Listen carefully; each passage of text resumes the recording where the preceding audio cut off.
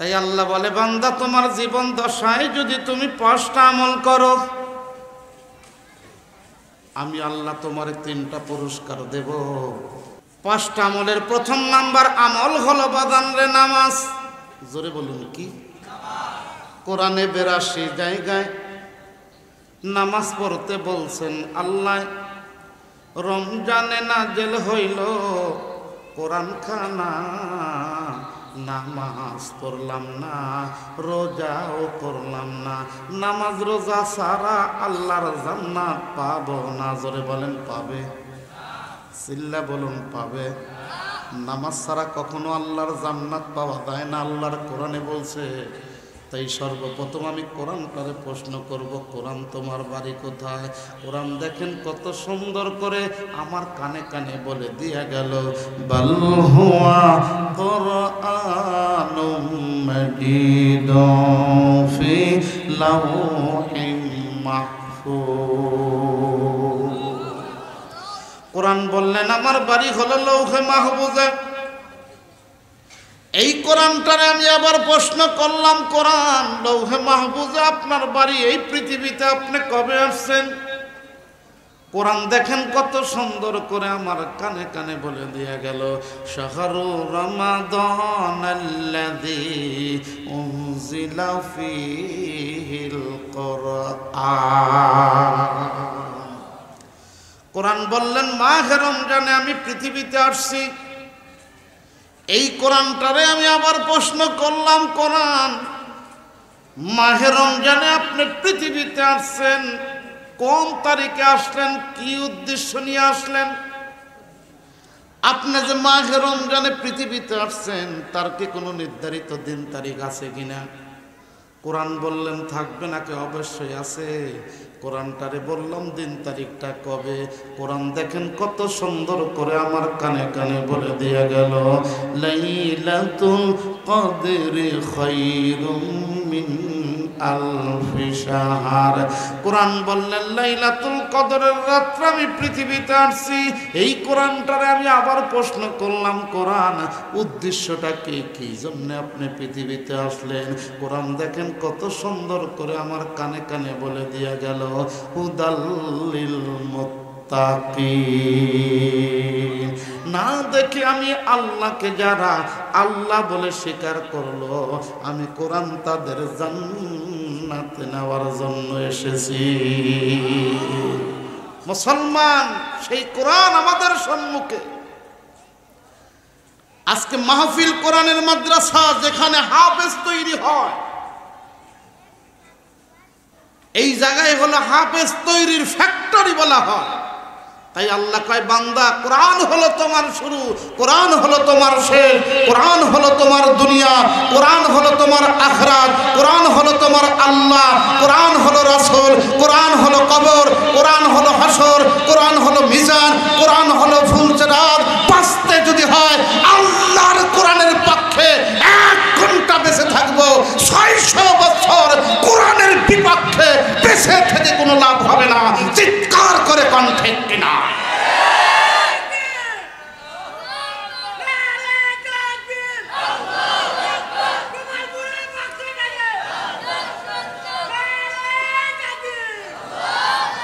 আজকে মুসলমানের ইমানি শক্তি, ইমানি চেতনা অটল, অবিচল, দুর্বল হয়ে গেছে। কথা বলুন ঠিক কিনা?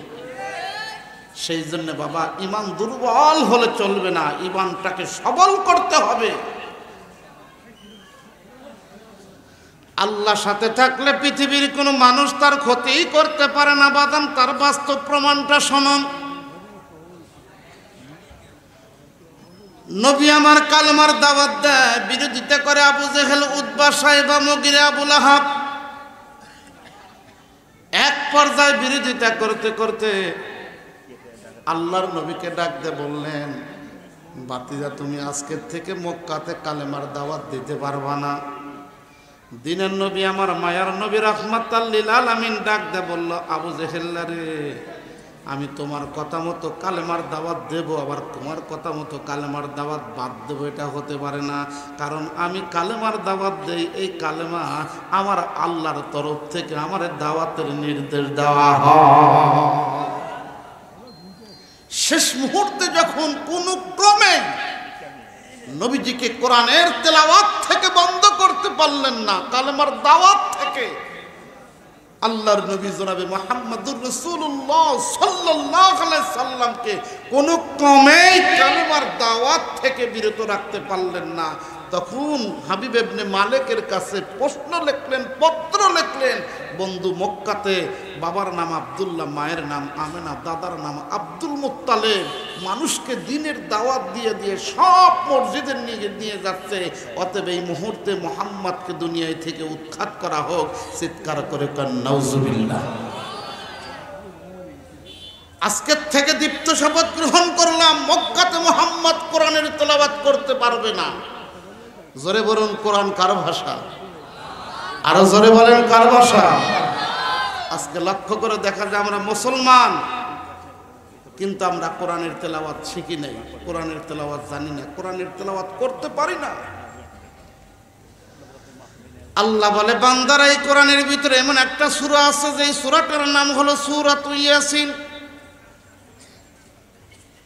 এই সূরা যদি সকালবেলা কোনো ঘরের মধ্যে তেলাওয়াত করা হয়, আল্লাহ রাব্বুল আলামিন ওই ঘরের ভিতরে আমার আল্লাহ কোনোদিন রিজিকের অভাব দেবে না।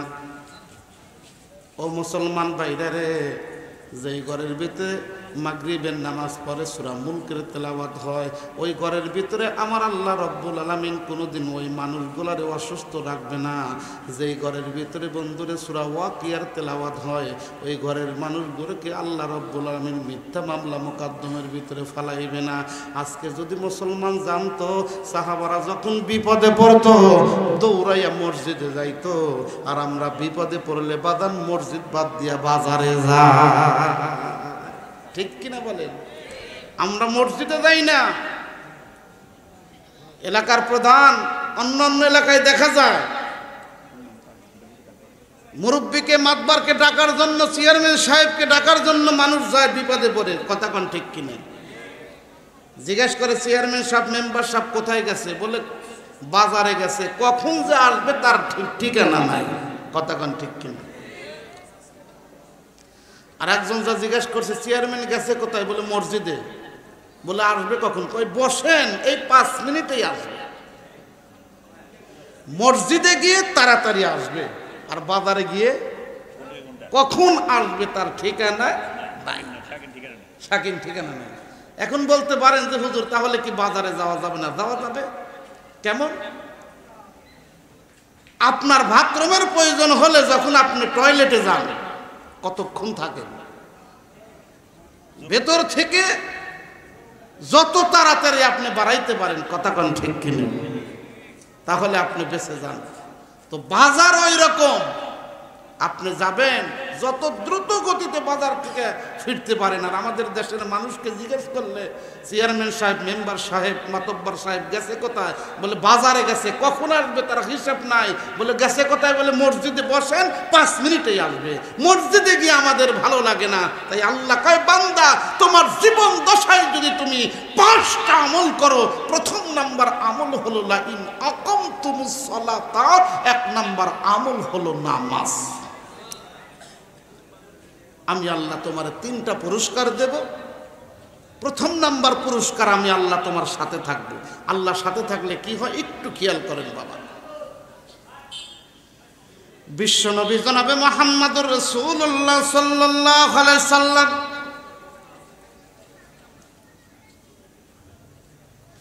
এবার চাচা আমির হামজার বাড়ি বিশ্রাম নিচ্ছে। আবু জেহেল ইয়ামিন থেকে 1000 সৈন্য নিয়ে আইছে আল্লাহর নবীকে মারার জন্য। কিন্তু মারার মালিক হলো, জোরে বলুন কে? আর জোরে কান কে? আল্লাহ ছাড়া পৃথিবীর কোনো মানুষ কাউরে মারতে পারে না।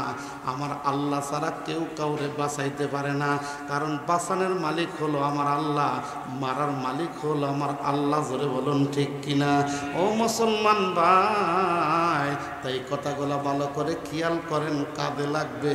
খুব সুন্দর করে আমলের নিয়তে কথাগুলো শোনেন। একটা কথা যদি আমলের নিয়তে শোনেন, এক একটা কথার বিনিময়ে আল্লাহ আপনার আমল নামায় 70 বছর নফল ইবাদতের সওয়াব দেবে। 70 বছর বাইসা থাকবেন তার কিন্তু কোনো গ্যারান্টি নাই। আছে? ও বাবা, এখন যদি মইরা যান কাল হবে 2 দিন। যেই মানুষটা এখন মারা যাবে ওই মানুষটা কতদিন কবরের মাটিতে থাকবে তার কি কোনো হিসাব আছে? বাজান, তার কিন্তু কোনো হিসাব নাই। বাজান, যেই মানুষটা সারা পৃথিবীর এই দুনিয়ার শেষে যেই মানুষটা মারা যাবে সে মানুষটাও 50,000 বছর কবরের মাটি থাকবে। তাই হায়াত, মউত, রিজিক, সম্পদ সব কিছুর মালিক হলো বাজান আমার আল্লাহ। তাই আজকে 2টা আমল নিয়ে বাজান বাড়ি যাবেন। 1 নাম্বার আমল হলো যখন বাড়িতে যাইবেন বাড়ির গেটের কাছে যাইয়ে বাজান রে সালাম দিবেন, আসসালামু আলাইকুম ইয়া আহলাল বাইত। পারবেন না? ওই বাড়িতে যতগুলো মানুষ থাকবে প্রত্যেকটা মানুষের উপর আল্লাহ শান্তি বর্ষণ করবে। এবার ভিতরে যাইয়া ফ্রেশ হইয়া বাদান ডান কাতে ঘুমাইবেন, ডান কাতে ঘুমাইয়া দোয়া পড়বেন, আল্লাহুম্মা বিইসমিকা আমুতু ওয়া আহিয়া। বাদান নবীর সুন্নত তরিকায় ঘুমাইবেন। বাদান রে নিঃশ্বাসে নিঃশ্বাসে আমার আল্লাহ নফল ইবাদতের সওয়াব দেবে। যখন আপনি ঘুমাইয়া যাবেন আপনার রূহটা আল্লাহর আরশ মুআল্লায় যাইয়া আল্লাহর সাথে খেলা করবে। আল্লাহ যদি মনে করে অমুকের বেটা অমুক তরে আর যাইতে দেব না, তাহলে কি বাজান রে আর আল্লাহর কাছ থেকে ফেরত আসবেন? ডেড বডিটা আপনার খাটের ভিতরে পড়ে থাকবে। কোন মানুষের ডেড বডির থেকে আওয়াজ হয় কি হয় না? একটু জোরে কন। আচ্ছা, এই আওয়াজটা যদি ভাবি সাহেবের হয় কোন তো আপনি কি করবেন? কথা কয় না, হাসে। একজনকে লাঠি দিয়ে বেড়ে দেবে। বিবিকে মারা যাবে না আপনার যদি হয় বিবিকে আপনার মারছে, জোরে কোন মারছে, তাহলে আপনি কেন তারে মারবেন? কারণ বিবিদেরকে মহাব্বত করতে হয়, বিবিদেরকে ভালোবাসতে হয়। স্বামী আর স্ত্রী যদি মহাব্বত ভালোবাসা নিয়ে যদি বাদান কাটাইতে পারেন ওই ফ্যামিলির ভিতরে আমার আল্লাহ রব্বুল আলামিন রিজিকের অভাব দেয় না। নবীজির সাহাবাদের ঘরের ভিতরে খাবার ছিল না, কিন্তু তাদের ঘরের ভিতরে রহমত আর বরকত দিয়া ভরপুর ছিল। জোরে বলুন ঠিক কিনা? তাদের ঘরের ভিতরে ভালোবাসা দিয়েও ভরপুর ছিল। আমাদের ঘরগুলাতে খাবারের অভাব নাই, কিন্তু আমাদের ঘরগুলার ভিতরে প্রেম প্রীতি ভালোবাসা নাই। কথা কন ঠিক কিনা? আজকে প্রেম প্রীতি ভালোবাসা আসছে হলো আমাদের মোবাইলের ভিতরে। কথা বলেন ঠিক কিনা? এই মোবাইলের ভিতরে যত আমাদের প্রেম আর ভালোবাসা মহব্বত, বাস্তবে আমাদের প্রেম আর ভালোবাসা মহব্বত নাই। কিন্তু নবীজির ঘরের ভিতরে খাবার ছিল না, কিন্তু তাদের ঘরের ভিতরে মহব্বত ছিল। আল্লাহর নবী গনিমতের মাল বন্টন করে মায়েশার ঘরের ভিতরে প্রবেশ করলেন। আল্লাহর নবী ডাকতে বললেন, আয়েশা খাবারের কি আছে তোমার ঘরের ভিতরে? মায়েশা ডাকতে বললেন, স্বামী গো আমার ঘরের ভিতরে কোনো কিছু খাবারের নাই। ইতিম নবী আমার ডাকতে বললেন, আয়েশা রে তাহলে আমার 1 গ্লাস পানি দাও। 1 গ্লাস পানি যখন আল্লাহর নবীরে দিলেন, আল্লাহর নবী অর্ধেক গ্লাস পানি খাইলেন, বাকি গ্লাস পানি বাদান রে মায়েশার হাতের মধ্যে দিলেন। মায়েশা বারবার গ্লাসটা শুধু বারবার ঘুরাইতেছে। ইতিম নবী আমার ডাকতে বললেন, আয়েশা রে তুমি কেন বারবার গ্লাসটা ঘুরাইতেছো? আল্লাহর নবী ডাকতে বলতেছে তুমি গ্লাস ঘুরাইতেছো কে? মায়েশা ডাকতে বললেন, স্বামী গো আপনি যেই জায়গায় মুখটা লাগাইয়া পানি খাইছেন ওই জায়গায় আমি মুখটা লাগাইয়া পানি খাইলে কিয়ামতের দিন কঠিন মুসিবতের দিনে আপনার ঠোঁট যেই জায়গায় লাগছিল ওই জায়গায় যদি আমার ঠোঁটটা লাইগা যায় আল্লাহ আমাকে জাহান্নামের আগুন দিয়া খাওয়াইব না। আজকে ফ্যামিলির ভিতরে 5 জন মানুষ বাদাম রে 5টা গ্লাস, কারো গ্লাস কেউ হাত দিয়া ধরে না। কথা কোন ঠিক কিনা? এক একজনের গ্লাস এক একজন খায়, এক একজন মাঝে। আজকে মহব্বত থাকবে কেমন করে আমাদের ভিতরে, কথা বলেন ঠিক কিনা? আর সাহাবাদের ভিতরে, নবীজির ভিতরে, স্ত্রীদের ভিতরে কত মহব্বত, কত ভালোবাসা ছিল। সেই জন্যই তো বলতেছে আমাদের মহব্বত ভালোবাসা হলো বাজান রে এই যে মোবাইলের ভিতরে এসে গেছে। সেই জন্য আজকের থেকে বাস্তব স্বামী আর স্ত্রীর মহব্বত যেরকম সাহাবাদের মহব্বত ছিল, তাদের স্ত্রীদের সাথে মহব্বত ছিল, নবী যেরকম বিবিদেরকে ভালোবাসছে ওরকম ভালোবাসা যদি আমরাও দিতে পারি, আল্লাহ পাক আমাদের ঘরগুলাকেও জান্নাত বানায় দিবে। জোরে বলেন ঠিক কিনা? আমাদের ঘরগুলো তো এখন জাহান্নাম হয়ে গেছে। এর কারণ হলো আমাদের ঘরের ভিতর থেকে 30 পারা কোরআন আছে ঠিকই, কিন্তু আমল নাই, কথা কন ঠিক কিনা? আগে দেখতাম সকালবেলা এত মাদ্রাসা ছিল না, রাস্তা দিয়ে যাইতেই দেখলাম বৃদ্ধ মানুষগুলা জানলার কাছে বসে বসে কোরআনের তেলাওয়াত করতো, কথা কন ঠিক কিনা? সেই তেলাওয়াতের আওয়াজ কি বাদান এখন পাওয়া যায়? জোরে বলুন, পাওয়া যায়? এই ধরনের তেলাওয়াত আওয়াজ এখন আর পাওয়া যায় না। কারণ কেমন করে পাওয়া যাবে? সারা রাত যুবক আর যুবতীরা লক্ষ্য করে দেখা যায় মোবাইল ঘাটে, আর বৃদ্ধ মানুষগুলো আমি সারা রাত বাংলাদেশ ঘুরে আমি দেখলাম, লক্ষ্য করে দেখলাম অধিকাংশ বৃদ্ধ মানুষ, অর্ধেক বয়সী মানুষগুলা হোটেল চাস্টাল টিপির আসর গরম করতেছে, কথা কোন ঠিক কিনা? সেই জন্য বাবা মরে যাবেন, কয়দিন বেঁচে থাকবেন? কবি কত সুন্দর করে দেখেন, বলে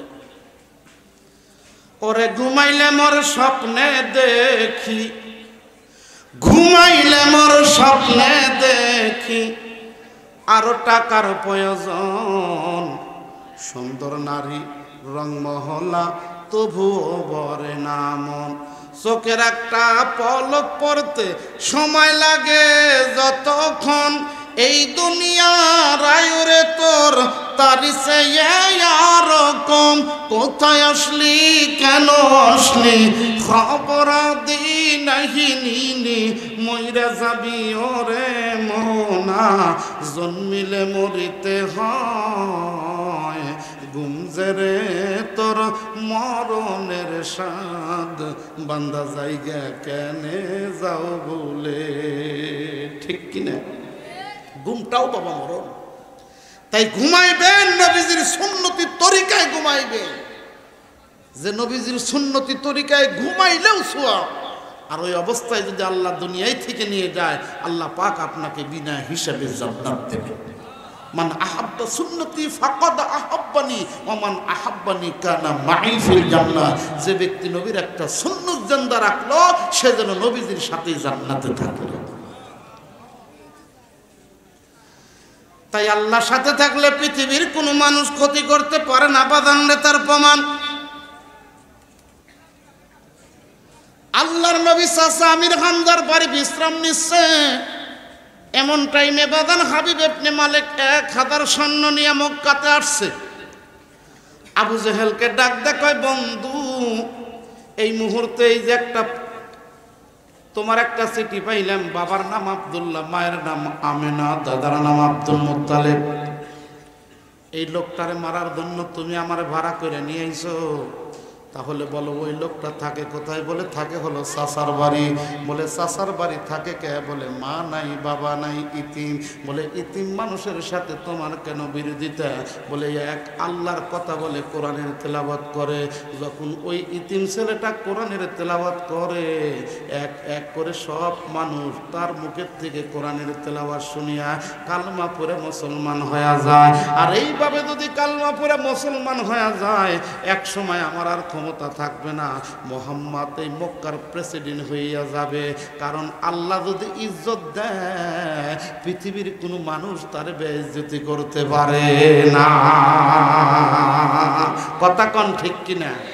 ইজ্জত দেওয়ার মালিক জোরে বলুন কে? বেইজ্জতি করার মালিক কে? আজকে যারা 41 সাল পর্যন্ত যারা ডিক্লার দিল, আল্লাহ পাক দেখেন, লক্ষ্য করে দেখেন, আল্লাহ পাক 24 সালেই তাদেরকে দুনিয়া থেকে এমন ভাবে বেইজ্জতি করলেন যে তারা পলানের জায়গা পাইতেছে না, কে কোথায় যাবে, কথা কোন ঠিক কিনা? একজনের নাম আছিল দরবেশ, সাদা চুল সাদা দাড়ি, সাদা দাড়ি তো কাটছেই, চুলেও কালার করে কালা বানাইছে। দেখেন সেই জন্য বলছে সহবতে সলেহ তুরা সলেহ কুনাত, সহবতে তলেহ তুরা তলেহ কুনাত। ভালো মানুষের সহবতে যদি থাকেন বাবা দুনিয়াতে, আল্লাহ আপনার হাসর নাসরটাও ভালো মানুষের সাথেই করাবে। জোরে কোন ঠিক কিনা? দুইজন, একজন ছিল আইনমন্ত্রী আর একজন ছিল প্রধানমন্ত্রীর উপদেষ্টা। দরবেশ সালমান এফ রহমান, উনি প্রধানমন্ত্রীর উপদেষ্টা ছিলেন। দুইজনে একত্রে ট্রলারে পার হইতেছে। যখন আইনমন্ত্রীকে ধরছে, ধরার পরে দেখতেছে আমি তো পাকড়াও হয়েছে, এখন কি করা যায়? দেখেন কেমন বন্ধু, বলতেছে ইনি হলো সালমান এফ রহমান, যিনি হাজার হাজার কোটি টাকার মালিক। আমারে ধরতেছেন, তারে ধরেন না কে? মানুষ তো বেকুব হয়ে গেছে। কে সালমান এফ রহমানের কয়েকদিন আগে দেখলাম কত সুন্দর চুল আর দাড়ি, এনা দেখতেছি দাড়ি মারি কাইটা সপ্পন সপ্পা চুলে কালা কালার লাগাইছে। আল্লাহ যদি বেইজ্জতি করে, পৃথিবীর কোনো মানুষ ঠেকাইতে পারে? কথা কয় না পারে। সেই জন্য বাবা ইজ্জত দেওয়ার মালিক আল্লাহ, বেইজ্জতি করার মালিকও আল্লাহ। সেই জন্য দুনিয়াতেই যদি আল্লাহ এত বেইজ্জতি করে, তাদের কবরে কি হবে? বাংলাদেশের গরিব অসহায় মানুষদের, ছোট বন্ধুগণ আমার ভাইরা আমার, লক্ষ্য করে দেখা যায় এই মানুষগুলোর টাকা আত্মসাৎ করে বিদেশ যায়, তারই বাড়ি বানায়, ছেলে সন্তানদেরকে এই দেশে পড়ায় না, বিদেশের বাড়িতে পড়ায়। কতক্ষণ ঠিক কিনা? পুলিশের কাছে তো যাওয়াই যায় না। কথা বলেন ঠিক কি নাই? বাপরে বাপ, এরা মনে হয় আর এক প্রধানমন্ত্রী থানাতে বসে আছে। কথা কয় না? আজকে ইসলামী জালসা কোরআনের মাহফিল করব, তার আবার পারমিশন নেওয়া লাগে। যাত্রা গান আর পালা গান করতে সেখানে পারমিশন নেওয়া লাগে না। সেই জন্য আল্লাহ ছাড় দেয়, কিন্তু ছেড়ে দেয়। তবে মনে রাখেন, এই ইনাদপুরের মাটিতে 4 জন হাফেজে কোরআনকে শহীদ করা হয়েছে। এই 4 জন হাফেজে কোরআনকে যারা শহীদ করেছে, তাদেরও বিচার ইনাদপুর থানাতেই হবে ইনশাআল্লাহ।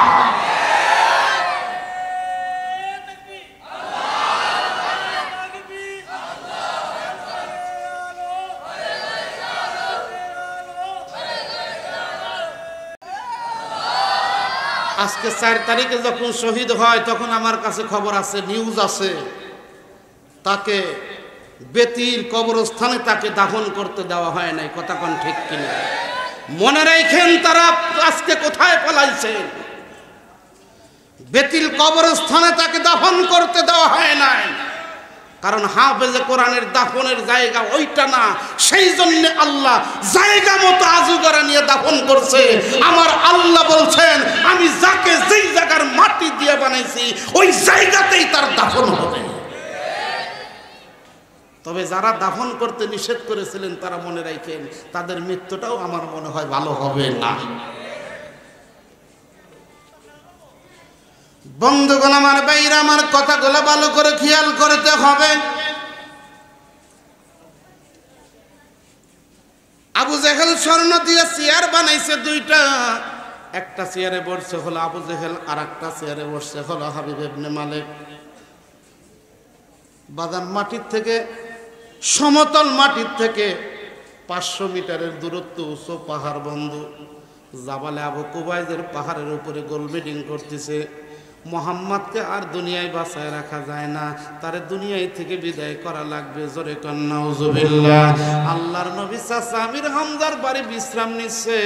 এই মুহূর্তে 5 জন সৈন্য বাদান জাবালে আবু কুবাইদের পাহাড়ে থেকে পাঠিয়ে দিছে। এবার বন্ধু, এবার নবীজির চাচা গেটের কাছে যায়, টোকা মারছে, মোহাম্মদ ভিতরে আসনি। আল্লাহর নবী ভিতর থেকে বাহির হইবে। চাচা আমির হামজার বিবি বুঝতে পারছে, জোড়ায় সে ডাক দেখায়, বাদান মোহাম্মদ, গোপন সংবাদের মাধ্যমে শুনতে পাইলাম হাবিব ইবনে মালিক 1000 সৈন্য নিয়ে আইছে। আবু জেহেল কন্টাক্ট করছে, তোমারে ধরে নিয়ে মারে ফেলাইব। ইতিম নবী আমার ডাক দিয়ে বললেন, চাচিমা আপনি আমার জন্য দোয়া করবেন, আমি একা একা যাব না, আমার সাথে আল্লাহ যাবে। যখন বলছে আমার সাথে আমার আল্লাহ আছে, এরপরে 3য়বার যখন টোকা মারছে, আল্লাহর নবী দরজা খুলে বাহির হয়, 5 জন সৈন্য আমার নবীকে ঘেরাও করেছে। আপনি মোহাম্মদ বলে হ, কালেমার দাওয়াত দেন বলে জি। আপনি নবী হয়েছেন বলে হ। সত্যিকারের যদি আপনি নবী হয়ে থাকেন এই মুহূর্তে আপনার সাথে আমাদের কোনো বিরোধিতা নাই, তবে চলেন যাই, এই মুহূর্তে আপনাকে জাবালে আবু কুবাইদের পাহাড়ের উপর লইয়া যাব। আল্লাহর নবীকে নিয়ে বাদান রে 4 জন সৈন্য, 2 জন পিছনে আর 2 জন সম্মুখে। এইভাবে নবীকে নিয়ে যখন রওনা দেয়, 2 চেয়ারের মাঝখানে যাইয়া উঁচু পাহাড়ে বাদান রে। আল্লাহর নবী কষ্ট করে ওঠার পরে 2 চেয়ারের মাঝখানে যখন দাঁড়াইছে, হাবিব ইবনে মালিক একবার নবীর চেহারার দিকে তাকায়, আবার আকাশের চাঁদের দিকে তাকায়। বারবার তাকানোর পরে নবীজির চেহারার ভিতরে কি পাইয়া যায়? হাবিব ইবনে মালিক বাদান স্বর্ণের চেয়ার থেকে লাফ দিয়ে দাঁড়ায়া যায়। আবু জেহেল কয়, বন্ধু আপনি দাঁড়াইলেন কে? হাবিব ইবনে মালিক বললেন, কি জন্য দাঁড়াইলাম জানিস না রে আবু জেহেল? একবার আকাশের চাঁদের দিকে তাকাইলাম, আবার ইতিম মুহাম্মাদের দিকে তাকাইলাম। বারবার তাকানোর পরে আমি লক্ষ্য করে দেখলাম ওই চাঁদের পিঠে দাগ আছে, কলঙ্ক আছে রে, ইতিম নবীর গায়ে কোনো দাগ না। যখন বলছে ইতিম নবীজির গায়ে দাগ নাই, আবু জেহেল ডাক দেখায়, বন্ধু তাড়াতাড়ি অ্যাকশনে যান, সকাল হয়ে গেলে মানুষটার পাইলে বিপদ হবে। হাবিব ইবনে মালিক আস্তে আস্তে নবীজির কাছে যাইয়া বাদান এমন ভাবে তাকাইয়া ডাক দে বললেন, আপনি মোহাম্মদ বলে হ, কালেমার দাওয়াত দেন বলে জি। আপনি নবী হয়েছেন বলে হ।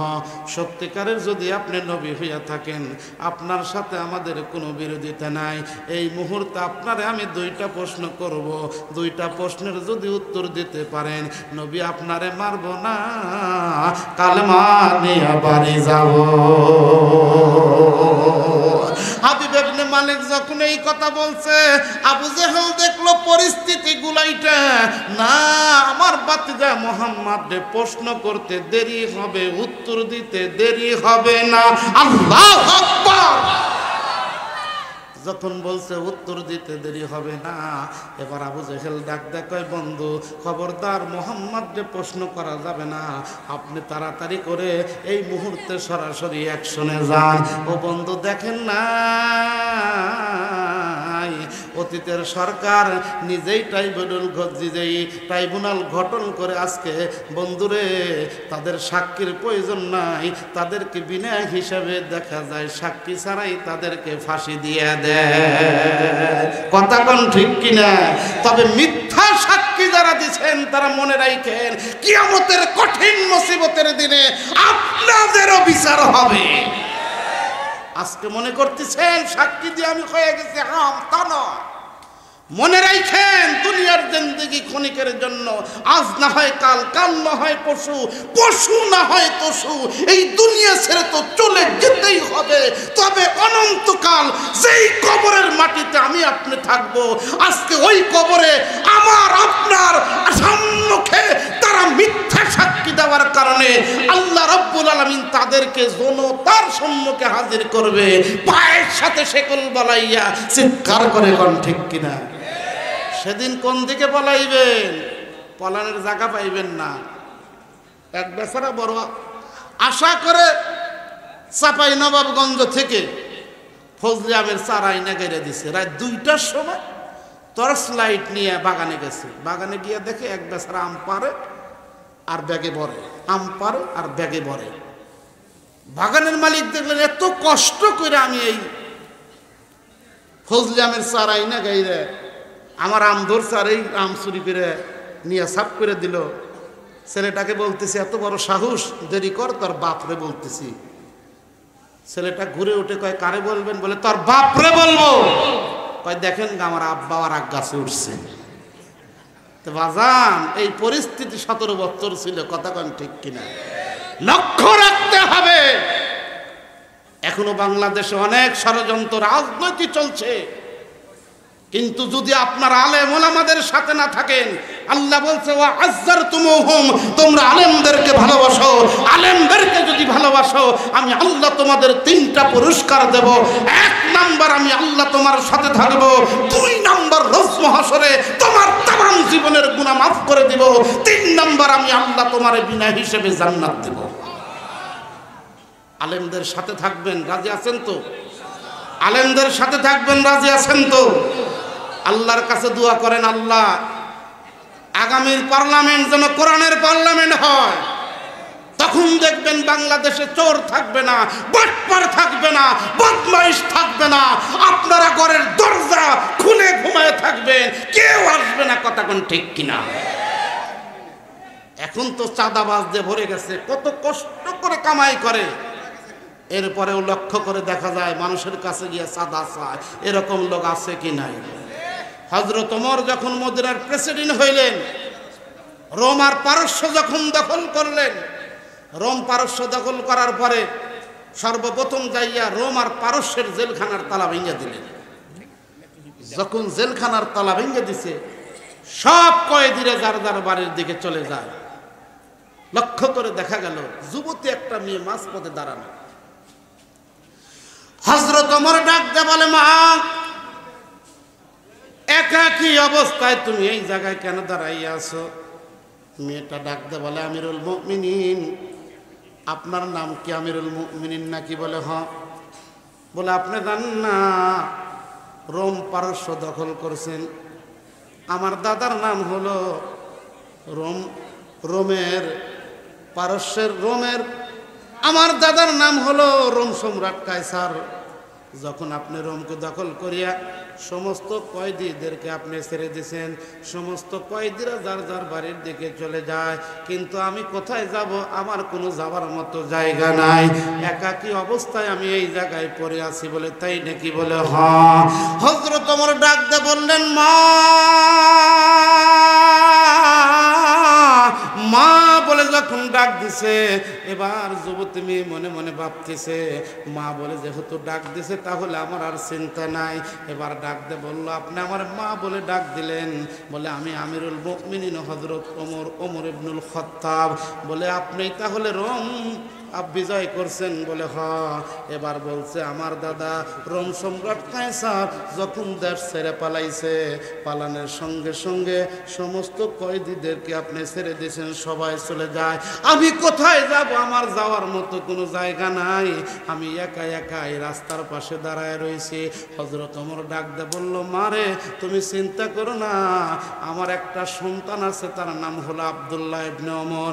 ওই সন্তান 6 লক্ষ হাদিসের হাফেজ। মা, এই মুহূর্তে তোমার যদি কোনো কথা না থাকে, এই মুহূর্তে তোমারে আমার সন্তানের সাথে বিয়ে দিয়ে তোমারে পুত্রবধূ বানাইয়া বাড়ি নিতে চাই। আমিরুল মুমিনিন হযরত ওমর ডাক দিয়ে কয়, মা, তাহলে এই মুহূর্তে তুমি আমার সন্তানটার সাথে কি বিয়ে বসতে রাজি? কয় না না না। বলে কেন? বলে আমার দাদা আমারে যখন জেলখানার ভিতরে আবদ্ধ করছে, ঈমান আনছি, আমানতু বিল্লাহ, 8 বছর বয়সে ঈমান আনছি। ঈমান আনার পরে আমার দাদা আমার জেলখানার ভিতরে পাঠাইয়া সকালবেলা 3টা আঘাত করে চাবুক দিয়ে, জল্লাদ দিয়ে, রাত্রিবেলা 3টা আঘাত করে, আর দুপুরবেলা 3টা আঘাত করে। এইভাবে আঘাতে আঘাতে আমার শরীরটাকে ক্ষত বিক্ষত করে ফেলেছে। তাই এই মুহূর্তে ওই দিন এখন আঘাতে আঘাতে আমার পেটটা ক্ষত বিক্ষত হয়ে যায়, আমার আর যাওয়ার কোনো জায়গা নাই। একদিন আঘাত খাই আমি জেলখানার ভিতরে পড়ে আছি, হঠাৎ করে লক্ষ্য করে দেখলাম জেলখানার শিখ ধরে কে দাঁড়াইছে। আমি আস্তে করে ঘুমের ঘরে বিবর হইয়া গেলাম। এবার ঘুমের ঘরে স্বপ্নে দেখতেছি বিশ্ব নবী জনাবে মুহাম্মদুর রাসূলুল্লাহ সাল্লাল্লাহু আলাইহি সাল্লাম আমার গেটের কাছে এসে দাঁড়াইয়া আছে। আমার ডাক দা বলতেছে, শাহের বানু, মা,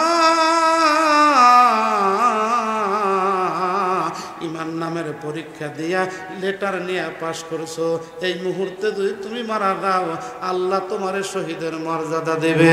আর যদি তুমি পয়সা যাও তাহলে বলো বলো তুমি আমার কাছে কি চাও? বলে আমি যদি পয়সা যাই আপনার নাতি হুসাইনকে আমি স্বামী হিসেবে পাইতে চাই।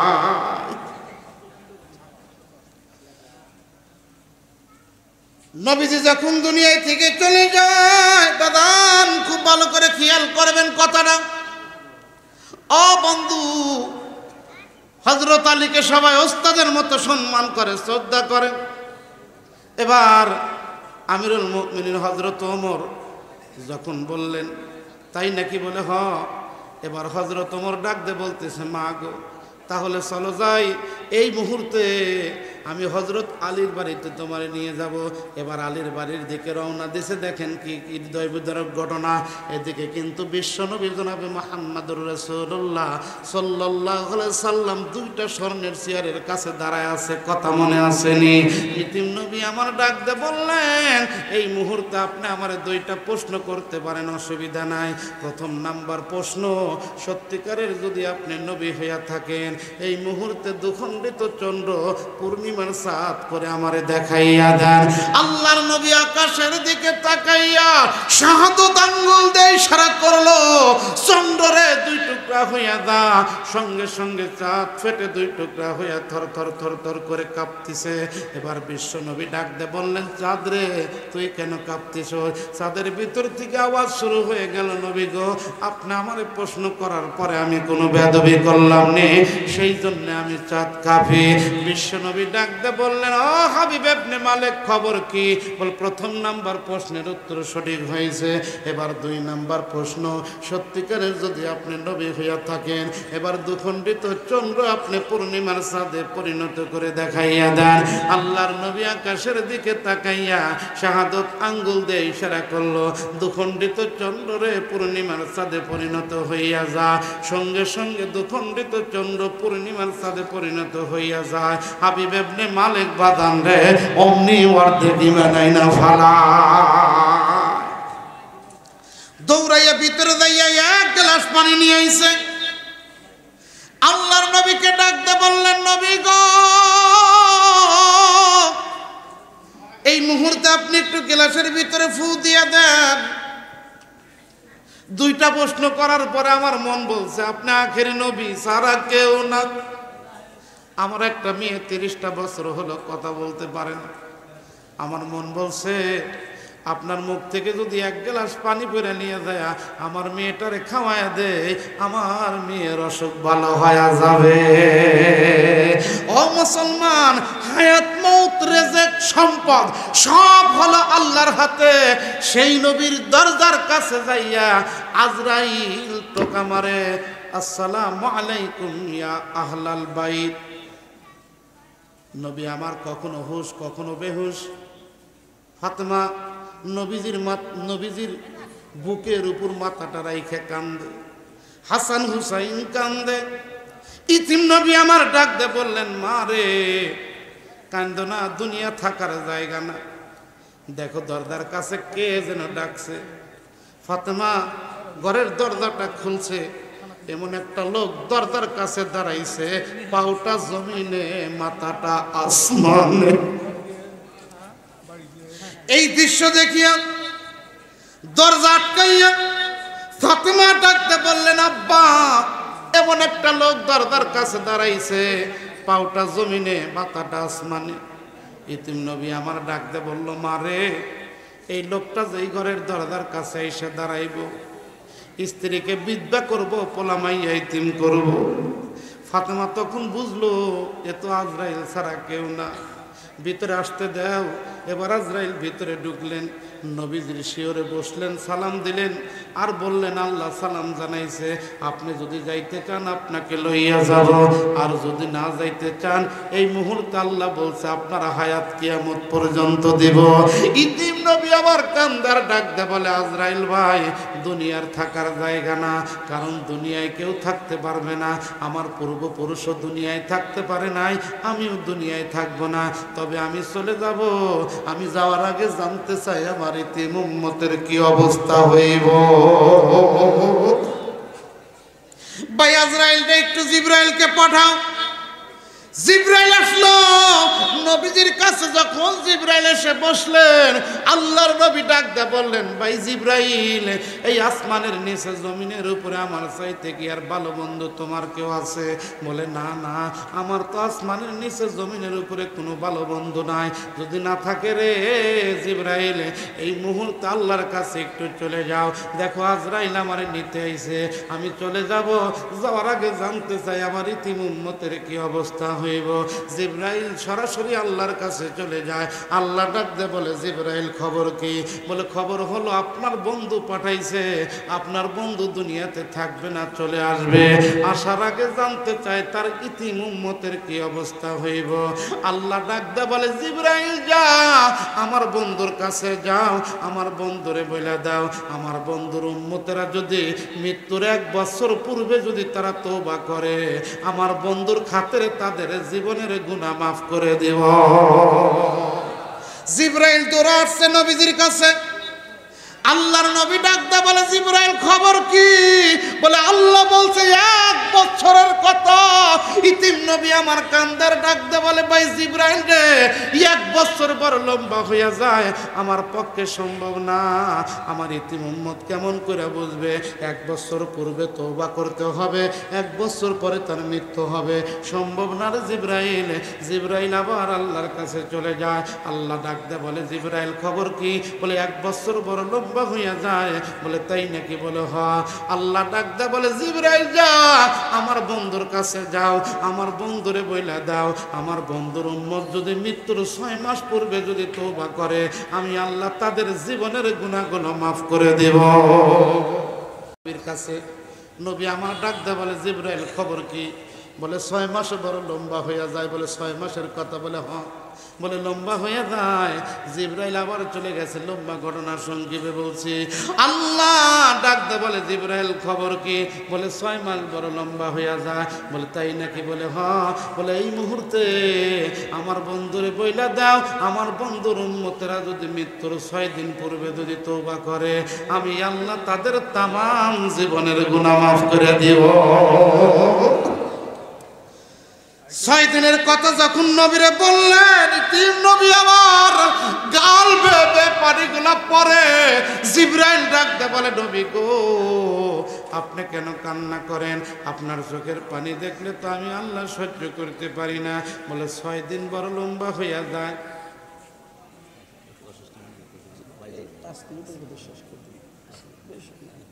ভাইজান একটু মেহরবানি করে কথাগুলা খেয়াল করেন। দেখেন, লম্বা ঘটনা বাদান আমি সংক্ষেপে বলছি, অল্প সময়ের মধ্যে বাদানরে আমি আপনাদের থেকে দোয়া নিয়ে চলে যাব।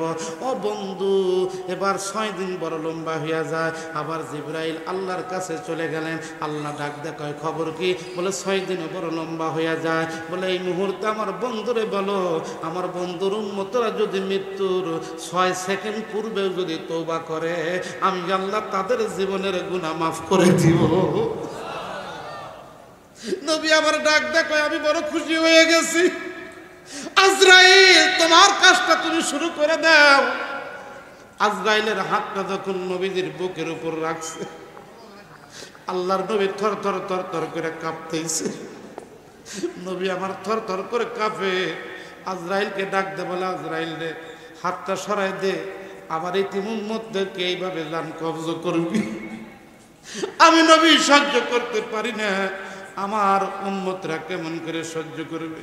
আল্লাহ ডাক দে বলে, আজরাইল রে, আমার বন্ধুরে বলে দে, যারা দুনিয়াতে আমলে সলে করবে, যারা নেক আমল করবে, যারা মসজিদ বানাইবে, যারা মাদ্রাসা বানাইবে, যারা ভালো ভালো কাজ সমাজে করবে, আমি আল্লাহ রব্বুল আলামিন বলে দিলাম, আজরাইল বলে দে, আমার বন্ধুরে বলে দে, আমার বন্ধুর উম্মতদের জান তুই কেমন করে কবজ করবে?